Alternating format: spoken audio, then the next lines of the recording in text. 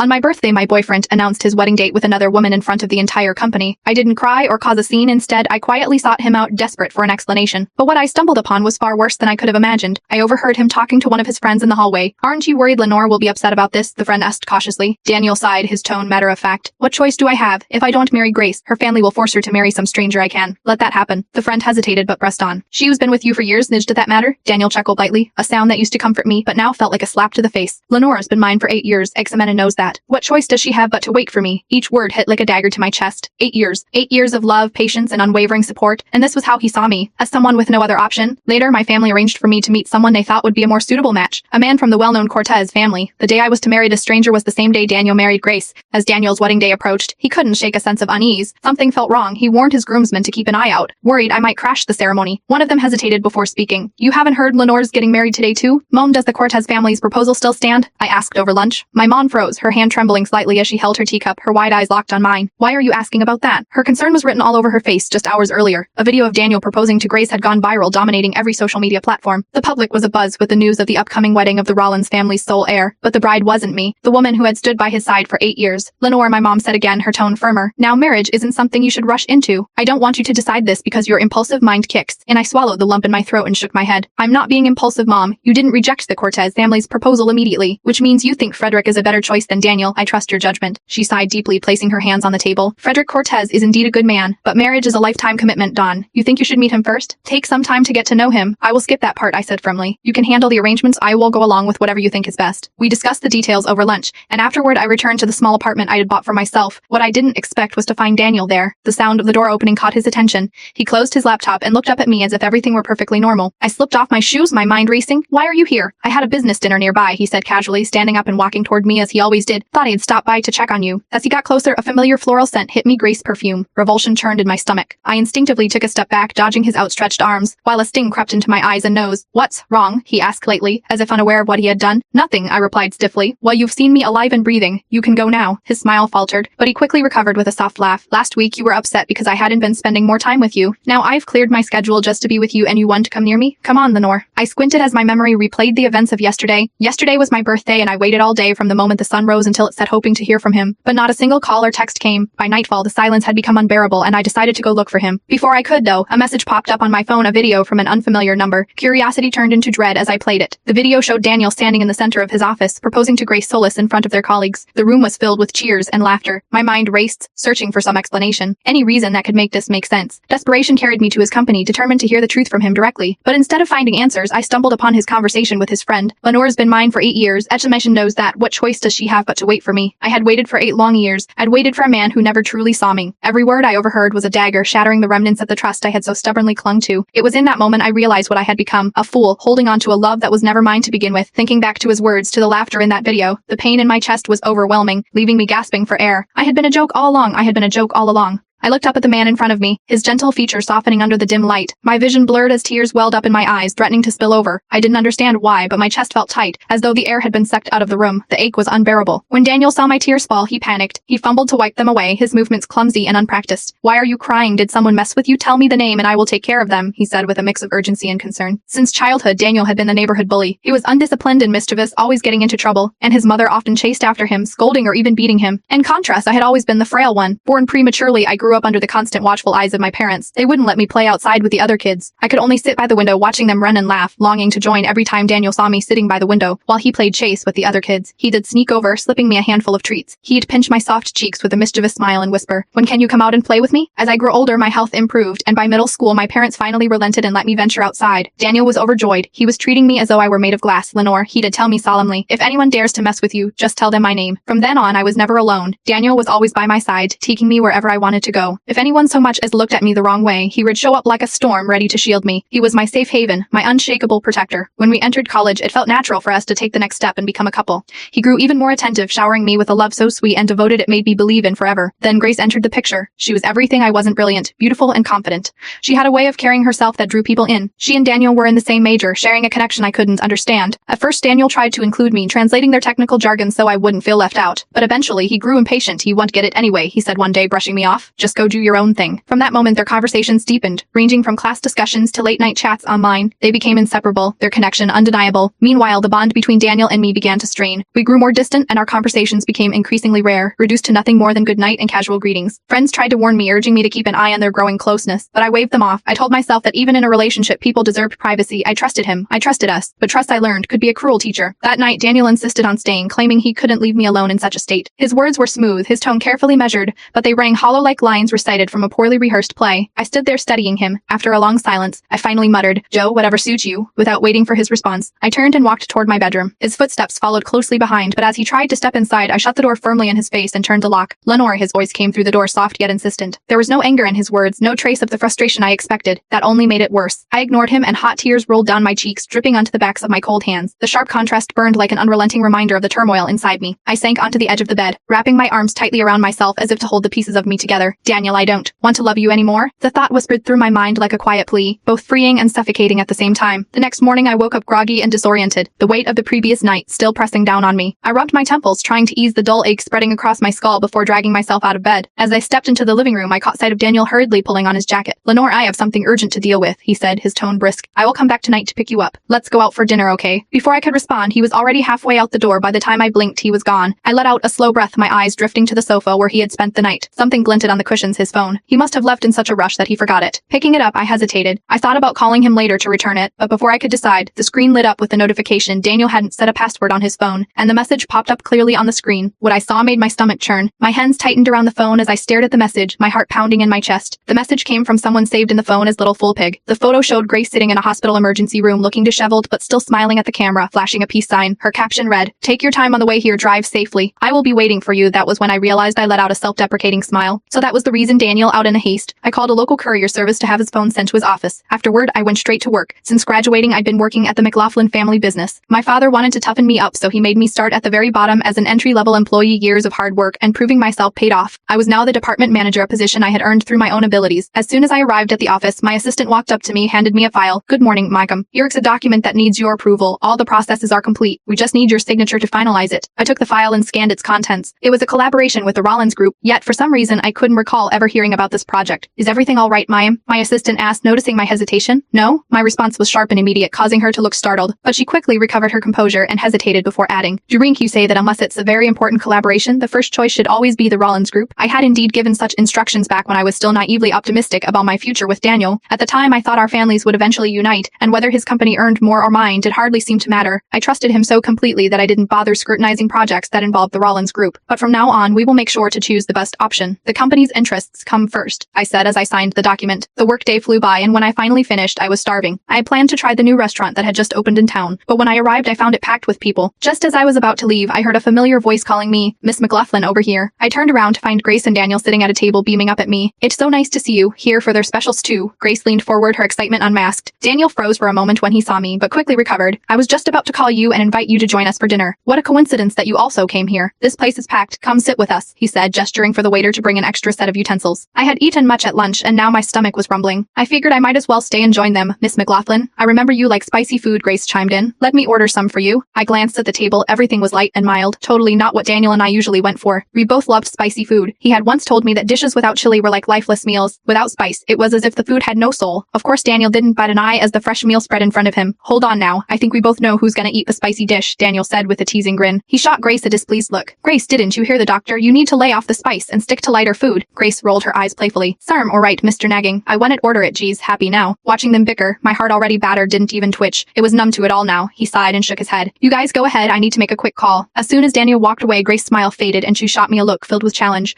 "So Lenore, right? I have to admit I am impressed," she said, her voice laced with scorn. "You know Daniel just proposed to me, yet here you are still clinging to him. You sure have some nerve." I heard the contempt in her words, but I didn't flinch. Looking up at her, I replied, "Is stealing someone's boyfriend something to be proud of? Do you think it's worth flaunting in front of everyone?" "You?" she started, her mouth opening in surprise, but before she could finish, a thick cloud of smoke suddenly wafted from the kitchen. "Fire! Someone in the restaurant shout their lungs out." The moment the words rang out, the restaurant descended into chaos. People scrambled to get out, their faces pale with fear as they pushed and shoved, trying to escape the danger. I quickly snapped out of my stupor and stood up, trying to make my way toward the exit. But before I could take a single step, a figure collided into me hard before I could even steady myself. I heard a familiar, frantic voice call out, "Grace, don't worry, I will get you out of here." Daniel didn't miss a step as he rushed to guide Grace out of the restaurant. His heart raced, flooded with relief, and in a moment of overwhelming emotion, he hugged her tightly. Are you okay? Did you hurt? No? Thank God, he murmured, his voice thick with gratitude. Then suddenly something seemed to hit him. He turned back, his eyes landing on me, standing nearby, watching them in silence. His voice faltered, nearly choking as he stammered. Lenore, I was just in a hurry. It wasn't that I didn't want to help you. I know, I interrupted coldly, cutting him off before he could continue. In that moment, as I stood there watching Daniel's desperate attempts to explain himself, I realized something that had been brewing inside me for a while. The man who once promised to always protect me, Daniel, the one who said he would stand by me through anything, was no longer the same person. The man I thought I knew had changed. His face seemed to relax when he saw that I wasn't angry, but there was still a tension in his posture. He immediately offered to drive me home. I barred. Good. I don't need a lift. She, on the other hand, could use your help. Shaking like a leaf. You better help her first. Drive her home. I spoke with a tone of finality, not bothering to look at him again. The following days passed and I didn't contact Daniel. Instead, I focused on preparing everything for my wedding. The designer had sent me a message asking me to come by during lunch to pick up the custom-made wedding dress. It was supposed to be for my engagement to Daniel for that moment when he proposed, but fate had taken a different turn, and that moment, as fate would have it,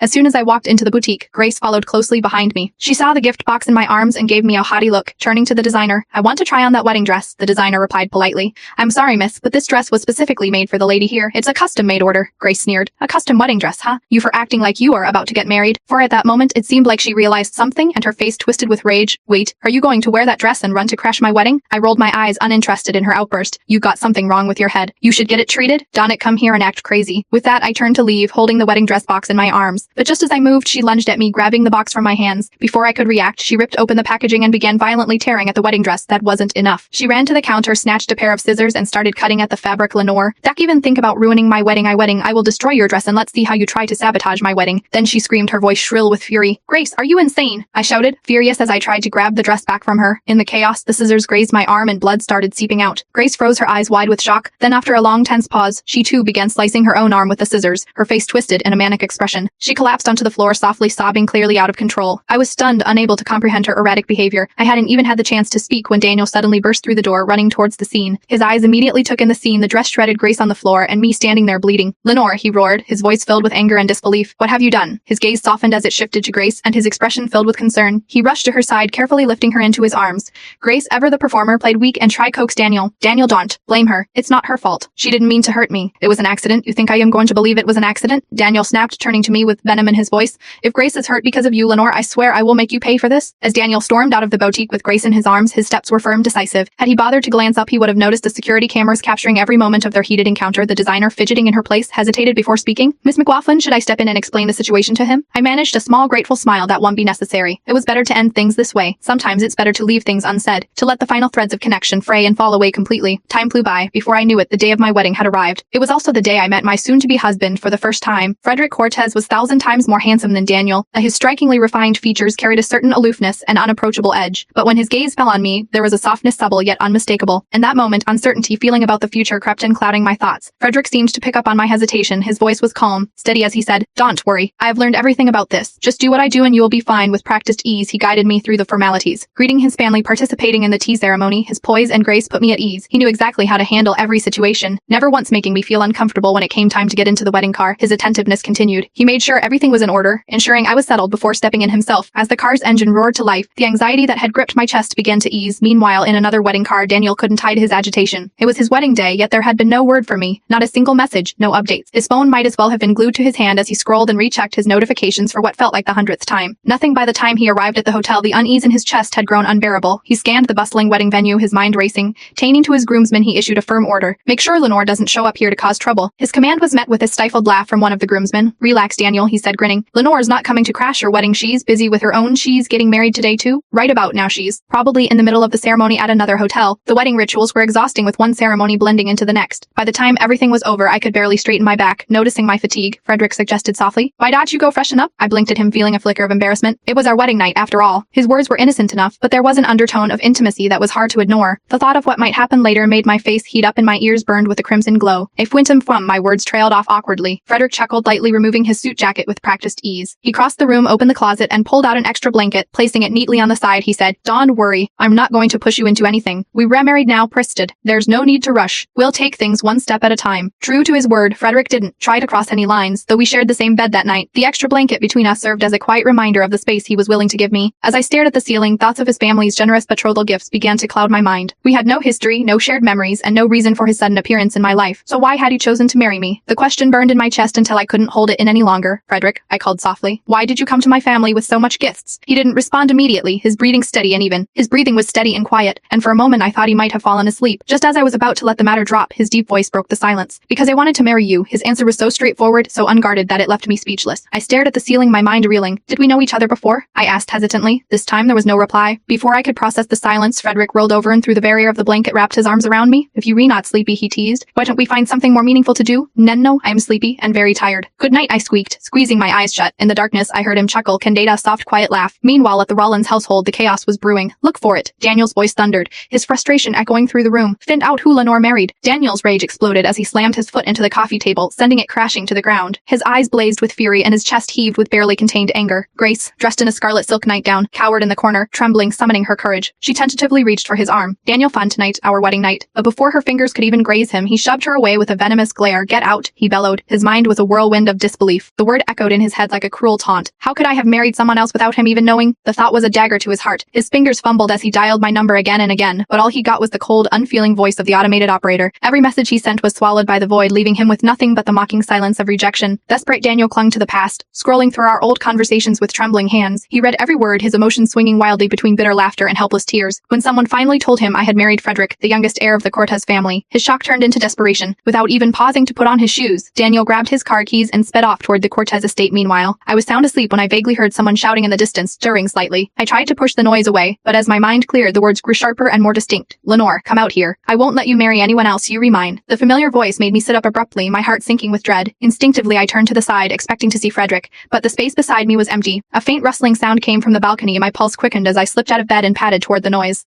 Lie, Daniel's shouting continued, his voice hoarse but unwavering. Lenore, I'm not leaving until you come out. I love you. Come home with me. I will give you everything you've ever wanted. Penned, I swear I will never make you angry again. The sound of his pleas grated on my nerves, each word clawing at my patience. Stepping onto the balcony, I found Frederick leaning casually against the railing, a cigarette balanced between his fingers. His expression was calm, almost indifferent, as he observed the chaos unfolding below. Noticing my presence, he stubbed out the cigarette and turned to face me. Did he wake you? He asked, his voice low and gravelly. I nodded, brushing a strand of hair from my face. Fad, it was our wedding night, 10 supposed to be the happiest day of our lives, yet here we were, dealing with a crazy ex-Penn's boyfriend causing a scene. Most men would have been livid, but Frederick remained unfazed. I couldn't tell what he was thinking, nor did I know how to navigate the awkward silence between us. Frederick's gaze dropped to my feet, his brows knitting together. Why aren't you wearing your slippers? He asked, his tone sharper. Now I was in rush, didn't think to put it on, I mumbled suddenly, feeling embarrassed. Without another word, he bent down and scooped me into his arms. The unexpected motion made me gasp softly, and I instinctively grabbed onto his shoulders. He carried me back to bed, his hold steady and firm, and gently set me down. Then, as if tucking in a child, he pulled the blanket over me and patted it softly. It's still early, but he's still down there making a scene. What if he wakes the neighbors? Dawned. You think we have to do something to fight? My words trailed off. I was not sure if he even cared. I will have someone take care of it, he said simply. Pulling out his phone, he made a quick call and then climbed back into bed beside me.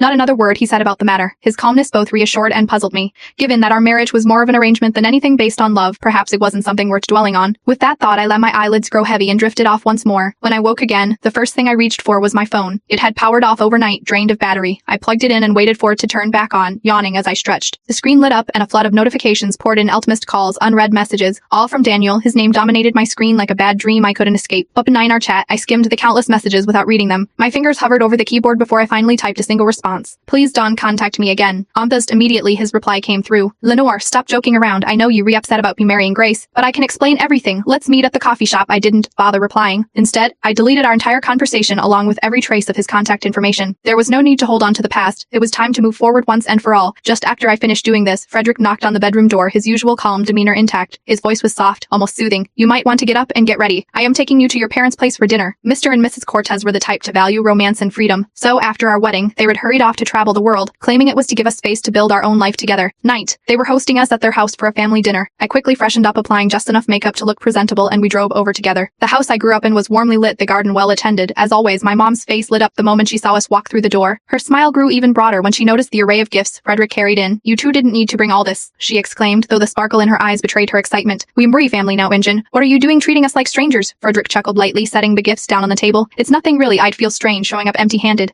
The gifts weren't just thoughtful. They were high-end, the kind that quietly spoke of good taste and attention to detail. My mom practically beamed, and even my dad looked impressed. Dad invited Frederick into his study to discuss business, leaving my mom and me alone in the kitchen. As soon as the study door clicked shut, she leaned in closer, her voice lowering to a conspiratorial whisper. Daniel caused trouble at your place last night. I blinked in surprise. How do you know? I have a friend who lives near you. She came by this morning to ask what happened. That reckless man. You live in a high-Berton neighborhood, and everyone knew it was your wedding yesterday, and then he is yelling in front of your house like that. Did he think about what the neighbors will think of you? The more my mom thought about it, the angrier she got. I could practically see steam coming out of her ears. Rollins. What did Frederick say about it? She asked, her concern clear beneath her frustration. I shrugged. Nothing. He didn't even bring it up. My mom let out a heavy sigh. That man is too good for his own sake. Listens, if Frederick ever seems upset about it, you have to calm him down and work it out. Dantes let that idiot Daniel ruin things for you. Just as she finished speaking, her phone rang. When she saw who was calling, her face tightened. It was Daniel's mom. My mom didn't have much patience left for them, but after over 20 years of friendship with the Rollins family, she couldn't ignore the call. When she picked up, it wasn't Daniel's mom. It was Daniel himself. Mrs. McLaughlin, sorry to bother you at this hour. I just need to ask if you can help me get in touch with Lenore. My mom shot me a glance before sneering into the phone. Daniel, if I'm not mistaken, you remarried now, aren't you? What do you need to talk to Lenore about? It's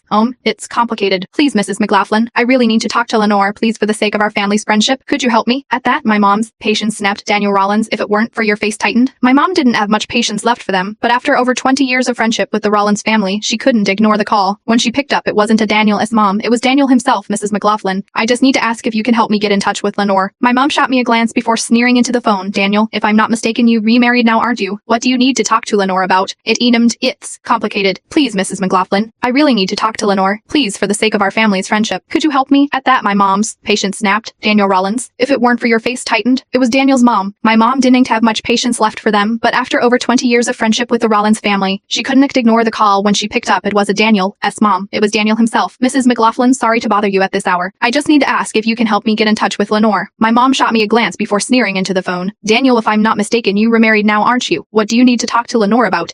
It's complicated. Please, Mrs. McLaughlin, I really need to talk to Lenore, please, for the sake of our family's friendship. Could you help me? At that, my mom's patience snapped. Daniel Rollins, if it weren't for your parents, I wouldn't have even picked up this call. My daughter is married now. If you have any decency left, you will leave her alone and stop trying to reach her. And if you don't, they'll blame me for being harsh. With that, she ended the call, her face flushed with anger. Seeing her defend me so fiercely warmed my heart, even as a small knot of unease tightened in my chest. I thought Daniel was someone who valued his reputation. After addressing us down like that, I figured he would never dare show his face again. But to my surprise, later that evening, he showed up at our house, causing a scene. Lenore, his voice rang out like a broken record. I know you in there. If you don't come out to see me, I will stay here all night and shout if I have to. My mom refused to let him in, but his shouting continued, his words slicing through the otherwise quiet night. The neighborhood had always been peaceful, so his behavior would undoubtedly attract unwanted attention and gossip if it went on much longer. I shared my thoughts with Frederick about it. Frederick's expression remained calm, though his eyes carried a glint of steel. Rather than stopping me, he said, if he's that insistent, maybe we should go out there and settle this ourselves. I was amused by his response and nodded in agreement. When I stepped outside, Daniel was standing near the door, a glimmer of hope flashing in his eyes when he saw me. His expression was filled with desperation and his voice trembled with restrained emotion. Lenore, you finally came out to see me, he said, his voice catching as if he won some imaginary battle. I knew you couldn't bear to part with me. I frowned, crossing my arms. What do you want? He carefully reached into a gift bag he held, pulling out a stack of photos. Entries of them spilled from his hands, pictures of us from childhood to the present day. Lenore, he began, his voice quivering. These are all the memories we shared over the years. Look at them. You were smiling, I'm smiling. We were so happy together back then. His eyes sparkled with an unsettling fervor as he continued. When I see these photos, my love for you grows even stronger. I've never loved Grace. I only married her to help her escape her family's control. Now that her family is off her back, I will take her to file for divorce tomorrow. A month later, I will be free. Then we can be together, Lenore. We can finally get married. He was moved to tears by his own self-righteousness, and I found what he said extremely absurd. He didn't love Grace, yet he was willing to lower himself to help her, even if it meant becoming a divorcee. And he seriously believed that if he turned back, I would still be waiting for him. Love is something that comes from the heart, not from your words. You said that you don't, Grace, but your actions say otherwise. Maybe he didn't understand what it means to love someone, or maybe what he loved more than anything was himself. No, it's not like that, Lenore, he stammered. Grace and I are just friend. Her family prefers boys over girl. I had to help her or she would been married off to a stranger. I did it out of pity. I don't care if you did it out of pity. And I don't care whatever reasons you might say. What makes you think that I will still be there while you were doing your mighty night action? I shot back, you don't even care about me, but you say you love me when you knew I got married and you showed up at our place yelling about our past yesterday. Have you thought about how that made me look to the neighbors? His face paled and he visibly shrank under my words. It was an accident. I was upset, Lenore. I wasn't thinking clearly. I let out a bitter laugh. Upset? That sheer excuse, your impulsiveness would have ruined my reputation. Daniel, and that is what you call love? I sneered. You just wanted to embarrass me, didn't you? I added through my gritted teeth. If it were anyone else, I might have believed it was an accident, but not from him. I didn't trust him. No, Lenore, it's not like that, he said, rushing forward to grab my arm. I instinctively stepped back, trying to avoid his touch, but he was relentless. His eyes were filled with hurt as he desperately pleaded. Lenore, please don't do this to me. Just leave Daniel. I'm married now. Don't ever come looking for me again. You've forgotten, haven't you? He said, his voice rising. You've forgotten all the promises we made to each other. You swore you'd marry me no matter how long it took. Before I could respond, he lunged forward, grabbing my arm in a grip that made me wince. Daniel, let go of me, I shouted, trying to pull away, but he tightened his grip. You promised we'd be together forever, he said, his tone a mix of anger and desperation. I will take you home and after a month we will get married. I'll give you the grand wedding you deserve. Everything he can give you, I can give you more. You just need to trust me, Lenore. Daniel, you re-hurting me, I said, my voice sharp with fear and frustration. Let go. But he wasn't listening. His manic determination seemed to drown out everything else. He began dragging me toward his car, muttering under his breath like a man possessed. We promised, Lenore. I'll fix everything. We'll be happy again just like before, just trust me. His behavior was completely manic and it frightened me. I instinctively yelled out his name, Frederick. In the blink of an eye, a figure appeared running toward me. I was still processing everything when I suddenly heard the sound of wind whizzing past my ear. The hand gripping my arm loosened. Then, I found myself falling into a warm embrace. Frederick's chest rose and fell rapidly. As I leaned against him, everything around me seemed to fade into silence. All I could hear was the frantic beating of his heart. Daniel was knocked to the ground with a single punch. As he lifted his head to look at the unfamiliar man standing over him, his eyes were full of pain and disbelief. He shouted, "Who are you?" Frederick gently wrapped his arm around my waist as if staking his claim. He said firmly, "I am her husband, Frederick Cortez." Then he lowered his head and placed a light kiss on my forehead. In a voice so quiet only I could hear, he murmured, "Don't be afraid, I am here." My heart was still racing from the fear, but those words gradually calmed me. It was as if I were a wounded bird finding safety in a warm nest. The unease in my chest slowly eased away. "It's impossible, Lenore. What he's saying isn't true." "Right." Daniel struggled to get to his feet, his dull eyes full of hurt and disbelief. He couldn't seem to accept that I was already married. I reached for Frederick's hand, showing him our wedding ring. "See, I really am married, so stop showing up in front of me and forcing me to go with you, Daniel. To hell with that. We can still be together, Lenore. We love each other," Daniel said, refusing to give up. He charged at me, trying to drag me away. "Do you really think he bro's a good guy? He's just making the most of the situation, Lenore Exeter's situation." Then Frederick's usually calm face turned dark. He gently pushed me away and whispered, "Stay back. I don't want you to get hurt." Without thinking, I stepped back a few paces. In the blink of an eye, the two men were already in a violent struggle. Frederick landed a few forceful punches. Daniel, though he usually worked out clearly, wasn't a match for him. He was left helpless with no way to fight back. "Stop," I said. "Stop, Frederick. He could die. If he dies, you will be dragged into it." I quickly stopped Frederick before calmly taking out my phone to call an ambulance. At those words, he snorted and released his grip. "Fine, but just because you told me to stop." Lenore friend Daniel, still lying on the ground, groaned in pain, stretching out his hand as if to grab my ankle. I looked at him with disgust and said, "Daniel, can you stop being so pathetic?" I couldn't bear to look at him any longer. After telling my parents that the ambulance would arrive soon, I left with Frederick. Back at home, I noticed a bruise on his face. "Where's the first aid kit? Those wounds needs to be treated." He retrieved the kit and sat obediently on the couch. Dealing with Daniel's temper was something I had done countless times before. Wherever he got into fights, he would always come home hoping no one would notice the damage. It was always me who cleaned him up before he went back to his family. Because of this, I was quite experienced with handling minor injuries. But just as I reached for Frederick, a blurry image flashed across my mind. "What's wrong?" Frederick asked when he noticed I had paused. "I can't. I suddenly feel like I've seen you somewhere before,"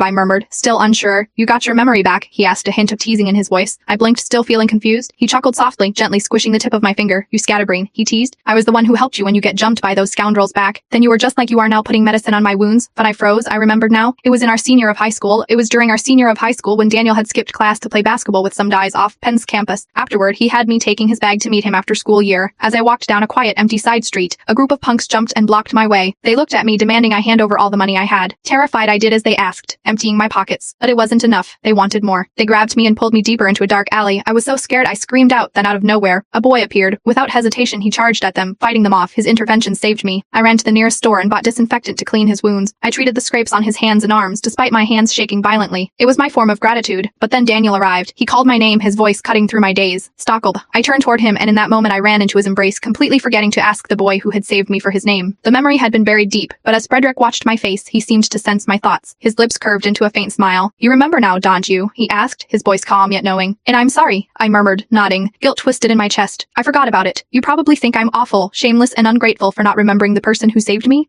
The words tasted bitter as I spoke them. In truth, I had always been grateful to the boy who helped me that day. But as the years passed, and life carried me through countless other events, his face had faded from my memory. "And don't beat yourself up about it," Frederick said gently. "That was a terrifying experience. It's normal for not to remember it." His warm, broad hand cupped my cheek, his touch grounding me as his gaze held mine. "Besides," he added, his tone softening, "you remember now, don't you? That's all that matters." For some reason, my heart began to race and I couldn't bring myself to meet his eyes, turning my head away. I hesitated before speaking again. "Was it because of that? Is that why you wanted to marry me?" His answer came immediately, firm and without hesitation. "Number," I blinked, and an unexpected wave of disappointment swept over me. Before I could dwell on the feeling, he pulled me into his arms. He rested my head against his chest, and I could hear the steady rhythm of his heartbeat. "I told you," he murmured, his voice low and soothing. "I married you because I wanted to. When I proposed, I knew there was a chance you would turn me down. But when you said yes, it was the best surprise of my life." There was a rawness in his voice, and it made my cheeks flush. I had always assumed that someday I'd get married. Benny didn't really matter who. But hearing him say that made me realize something deeper. Marrying someone who makes your heart skip a beat is the most amazing thing in the world. "Does that mean you like me?" I asked quietly, my cheeks warming as I forced myself to ask the question. "It obvious." His lips curled into a teasing smile. "But since you haven't noticed, I will make sure to prove it more clearly from now on." I couldn't help but laugh, remembering how he'd punched someone this evening, and how he'd spoken to my mom that afternoon. That's when it hit me I had misjudged him. He was the cold and indifferent man I thought he was, who just knew how to control his emotions. "You must have wanted to hit Daniel so bad." I voiced my curiosity. From the first time I saw him, he didn't hesitate for a second. Frederick's gaze darkened as he pulled me closer, flipping me around so I was facing him. My eyes widened in shock, and then with a swift motion he kissed me. Just a light touch of his lips, but it ignited something inside inside me. Thank God he's an idiot. And he sent you back to me, he said, his voice hushed. His words made my chest tighten, and instinctively I deepened the kiss, my hands fumbling to unbutton his shirt. But just as the fabric half congealed, he pulled back his hair disheveled, his breathing ragged. Lenore, he said, his voice low and rough. Are you sure about this? I didn't answer with words. Instead, I wrapped my arms around him and held him close, letting my actions speak for themselves. That night, as the wind howled and the rain lashed against the windows, something shifted between us. A quiet yet undeniable change stirred, reshaping what we were and what we could be. Just before sleep claimed me, I thought I heard him whisper, I don't have to hide and steal glances at you anymore. You re mine now, Lenore Cortez. It was a long time before I heard anything about Daniel again. Later I learned that after he was taken home, Frederick had visited his parents. He had calmly and politely reminded them of the Cortez family's legacy, making it clear they couldn't afford to cross him. In the end, Daniel's family had no choice but to lock him away. Daniel couldn't stop himself from stewing over his misery. The more he thought about it, the more he blamed Grace. If it hadn't been for helping her, he would have lost me. Unable to bear the resentment building inside, Daniel quietly slipped away from his family's watchful eyes. He sought out Grace, grabbed her by the wrist, and demanded a divorce. She refused, unwilling to let the happiness she had fought so hard for crumble before her eyes. In a desperate attempt to keep her position as his wife,